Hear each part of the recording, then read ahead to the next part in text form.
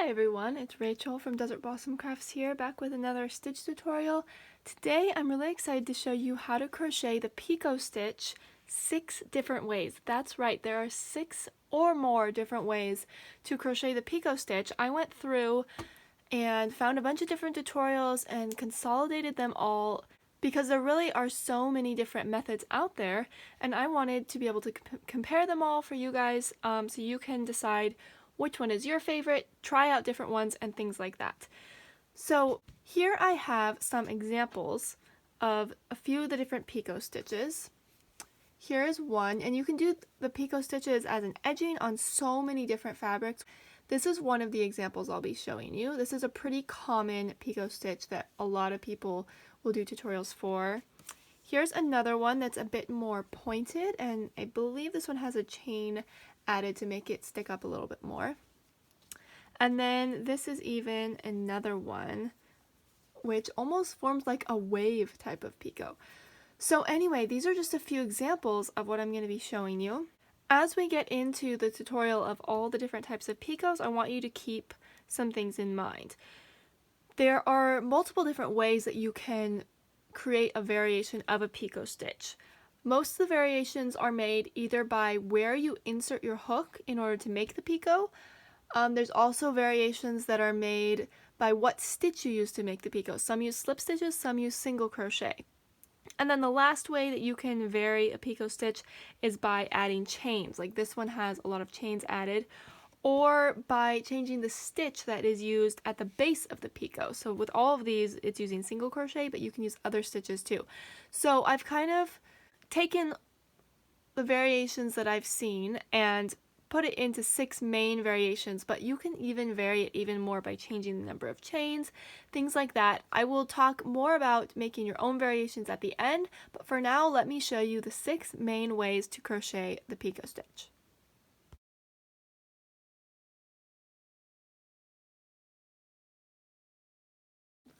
So I'm going to be doing my Picot stitches on just as an edging on a simple double crochet swatch that I've made. That's the best way to get used to picots, but after you're used to them more, you can do it on a whole lot of different fabrics and stuff like that. So I'm just using double crochet here with my last row, and I'm just turning and chaining 1 to start my picot row. So I'm gonna start by doing a few single crochet just to get me started.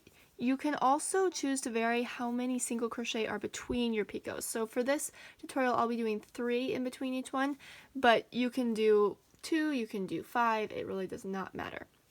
So for the first Picot stitch, we're going to chain 3.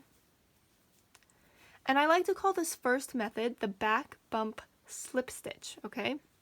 And that's because where we place our hook is going to be in the back bump of a chain, and we're going to make a slip stitch.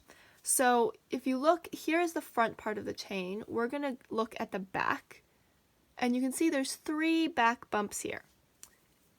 Here's the one from the first chain, the second chain, and the third chain. We're going to insert our hook into the back bump of the third chain. And we're going to pull through and make a slip stitch.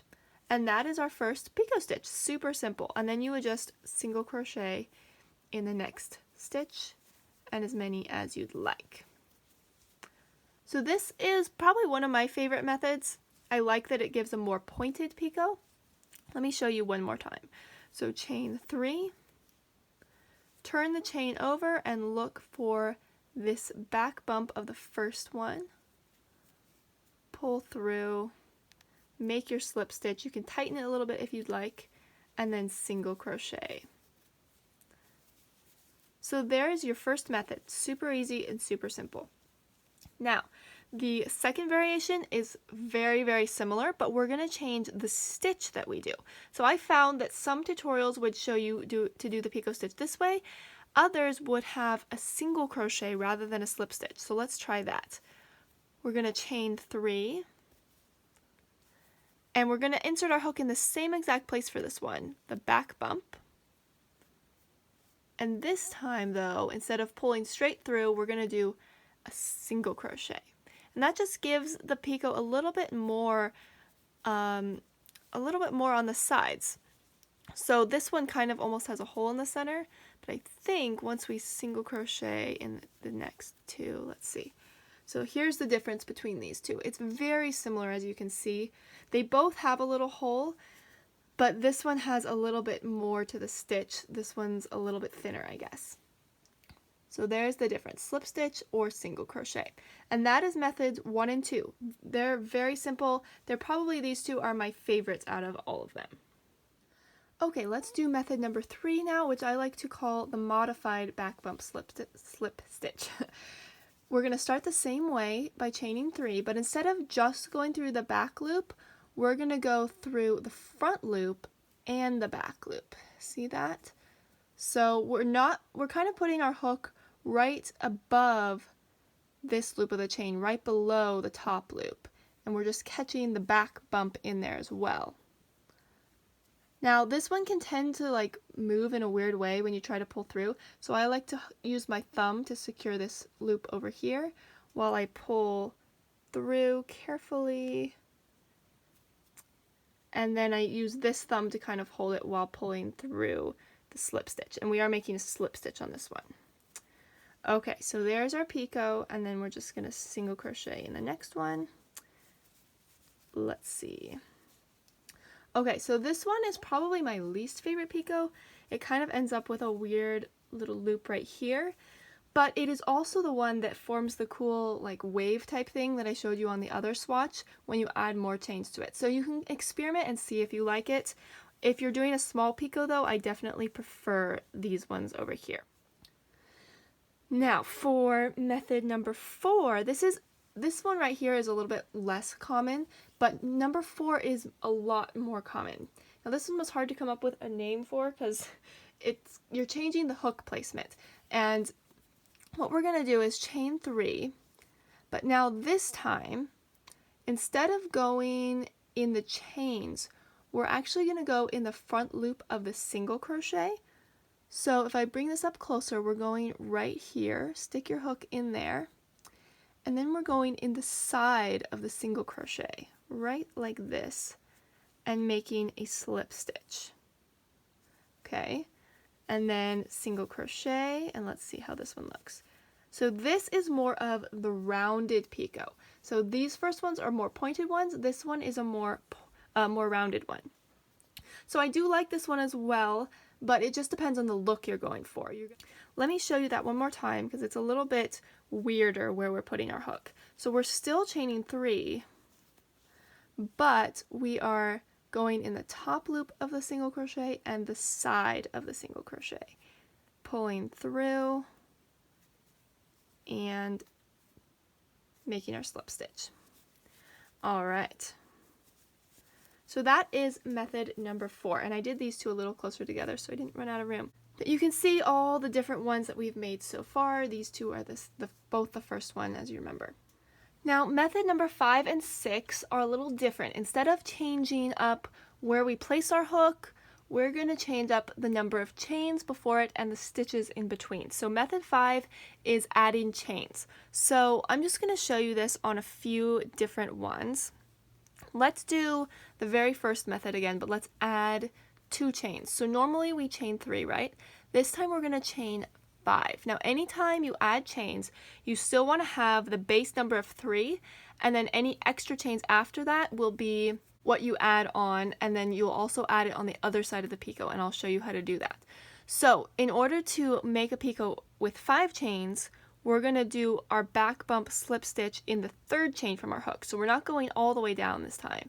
We're going in the back bump of the 3rd. So turn it over, look for the back bump. Here's the back bump. And make your slip stitch. Now you're going to chain 2, and this is going to make the picot even on each side. And then you're just going to single crochet in the next stitch. And you can see this gives us a really cool point it makes it higher. So the more chains you add, the higher up it's going to be. And so for method 5, you can do this with any of the first 4 methods, just add chains to it, and it will get a really different, cool look. I do have a diagram on my website in the blog post all about the Picot Stitch that shows you what different ones look like. You can experiment and try it and see what you like best. As I mentioned, that one swatch at the beginning with the wave type look uses method number 3. So let me show you how to do that one. So let's chain 5 again. Now this time we're going to insert our hook right in the front and back bump. Make our slip stitch, chain 2, and single crochet. So because of the way we insert our hook, it makes a more curved picot that almost makes it look like a wave. So that's what I was talking about in the first swatch. So for method number 5, just keep changing up this number. You can add 3 chains, 4 chains, make it as big or as small as you want. You can even just do 1 for a little bit more elevated, but not too much. For our last method, number 6, we're changing up the stitches in between the picots. So before we were always doing single crochet, but let's try it with double crochet and see how it looks. So let's do method number 4 for this one, the one where we go in the top of the stitch and the side of the stitch right here. Let's see how it looks. I actually haven't tried this combination yet. And then we slip stitch, and then let's make a double crochet. So there you have a picot between 2 double crochet, and that works really well. Let me do another double crochet, and let's try really mixing it up and adding chains and changing the stitch. So this is where you can get super creative. So let's do a picot with, let's do 6 chains. Let's really make it a little bit bigger. And let's do method number 2. So let's go in the 3rd back bump, and let's make a single crochet rather than a slip stitch. Now because we have 3 extra chains here, we want to chain 3 for the other side, and then make our double crochet next. So this, I have a feeling, is going to get pretty big. Yeah, so this makes a really big type thing. This may look better actually with single crochet, but if you want a super open border, this could look really pretty in between double crochet. Now let's just do one more. Let's do triple crochet now. So we can do the same thing in between any of these stitches. So I'm going to do a triple crochet, an even taller stitch. I'm going to do 2 before I do the picot stitch. And let's do this same, let's do a back bump one, but with less chains so we can see what that looks like. So this time let's add just 1 chain. So to add 1 chain, you would chain 4, and then you'd make your back bump right in the 3rd chain, and you can see there's 1 more back bump that we're skipping, right? And let's do slip stitch, chain 1 to make the sides even, and then triple crochet in the next one. And let me do 1 more triple crochet before we look at it.